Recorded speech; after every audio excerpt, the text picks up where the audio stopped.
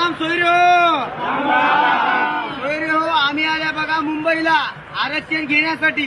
मात्र मी काय म्हणलो या सोयऱ्याला, इथं मई सासरवाडी आहे, माझ्या मामाचं घर आहे, आपण तिथं जाऊया.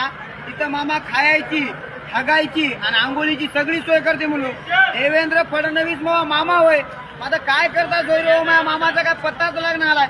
मामा कुठं की जावाई कुठं की जावाई पुऱ्या मुंबईनं हे रिकामं डबडं घेऊन आहे. याच्यामध्ये पाणी नाही, या टँकर मध्ये थेंब नाही. आता सासऱ्याचं काम होय की नाही जावयाची सोय करायचं. मात्र सासरा मग कोण्या या गडबडीमध्ये आहे की जावई आरक्षणासाठी आलाय, त्याला आंघोळीला पाणी द्यावं, त्याला संडासला पाणी द्यावं, त्याला संडास बाथरूम उपलब्ध करून द्यावं. काहीच नाही हो, उघड्यावर हागायची पाळी आली. आता मला सांगा, हे मराठा समाज आमचा हागला तर हागला, मात्र मी तर तुला जावाय हो मैत्री सोय कर की. तुला काय आमची फिकेर दिसणार आले, काय धंदा होय की काय होय, तुला काय रीतभात आहे की नाही म्हणालो मी. तुला जर रीतभात असेल तर मी सोय